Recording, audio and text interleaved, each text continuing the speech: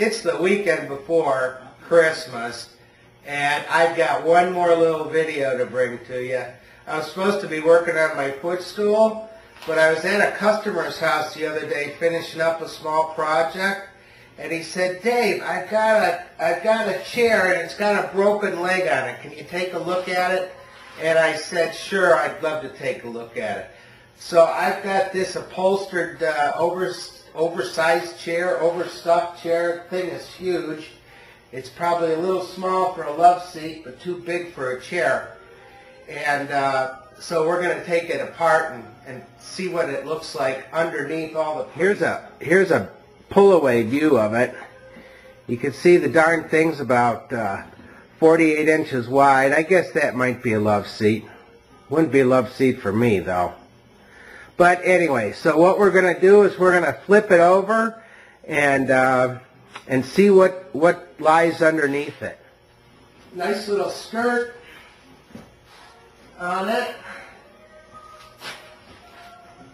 And I'll give you a close-up of the problem. You can see it's got some casters on it. That's the caster. It's got two casters and two peg legs.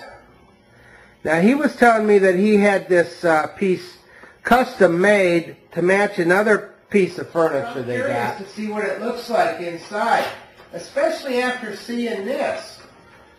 There's a block of wood attached to the frame of the chair, and then the caster is attached to that, and it's loose. I can't figure out what the problem is. So anyways, we're going to start by taking out a whole bunch of staples. I don't know, I guess the upholsterers have to put a lot of staples in to hold it. Well, there you have it. This is what the problem is. The corner block that the caster was resting on has pulled away from the frame. Now, you can see that this is a radius corner here, and they had to cut a radius glue block to fit in there. Now, it all looks like it's made out of maple and different hardwoods. Maybe oak. It looks like this might be oak. It's kind of a mismatch. But I can't believe that they didn't glue this corner block in here. All they did was rely on a couple of staples. Well, maybe not a couple. Maybe they just figured if they put enough nails in it that it wasn't going to go anywhere. They should have known better that, you know, over time the nails are going to bend and the block's going to pull out. If they'd have put some glue in there, this thing would have lasted forever. So there you have it. There's the corner block. I'm looking at what I think is maybe mahogany, something. It's not real heavy. It's kind of soft. I can stick my fingernail in it. And look, there's 1, 2, 3, 4. 4 staples in it, which is nowhere near sufficient for supporting the weight of a chair and its occupant. Guess I'll have to dig those staples out of there and try to get some glue. All right, I've gotten the pieces cleaned up, and what I found is that this corner block just does not fit in the corner very well. So at this point I've got a couple of options. What I could do is try to reshape the block, but I can't do that because it's just peppered with staples. The other thing I could do is try to make a new block, but I'm afraid that might take too much time, and I do have a limit on what I told the customer it was going to cost to repair. Another option is that I could, behind the block, I could add some wood in the corner to keep that block supported. And what I mean is that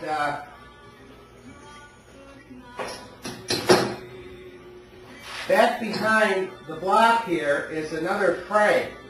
And I could fill this whole cavity with wood.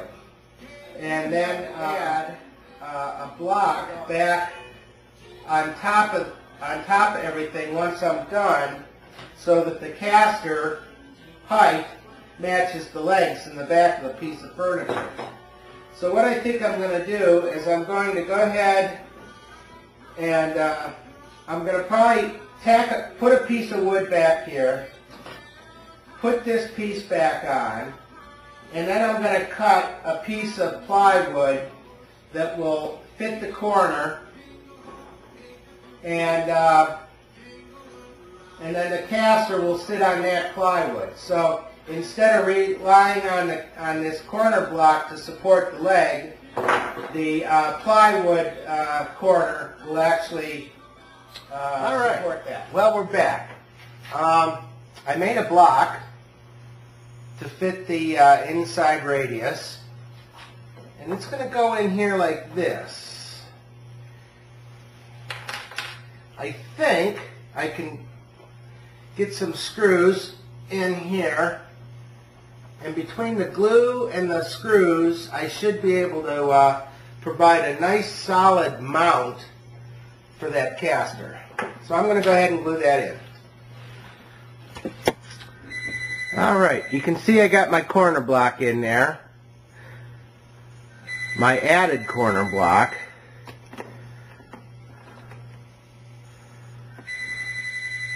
Now I'm going to go ahead and put the original corner block in. I added 2 pocket hole screws to this block with glue, and I clamped and screwed it in place. And I think this is going to be very solid and serviceable.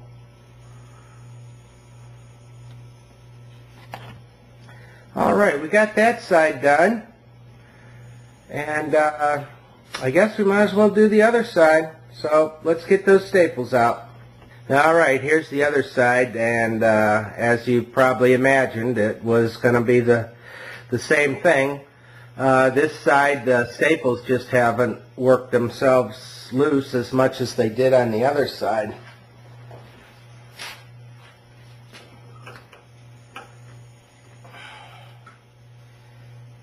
There you go. Same thing. Okay, I gotta take a couple minutes and cut these out of here. Alright, we got this side, we got the cull in on this side. Now we're gonna put that, we're gonna get that corner block put back in, and then we're gonna staple up the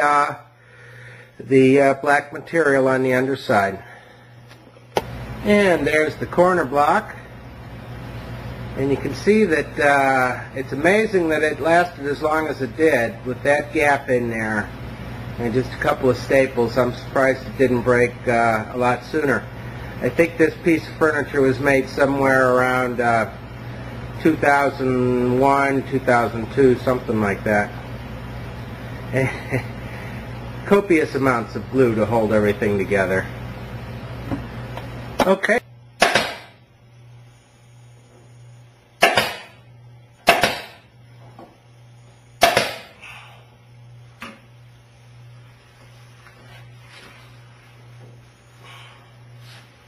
Alright, that's done. Now we got to get some new corner braces put on the outside of it to hold the casters. I'm going to make those right now. Alright, here's the finished product. Now what I did is I added my corner blocks, and then I added an additional block onto the corner block to raise the chair up off the floor a little bit. The client was complaining that when they put the chair on the carpeting, the legs buried into the carpeting and the padding, and then the skirt dragged on the carpeting.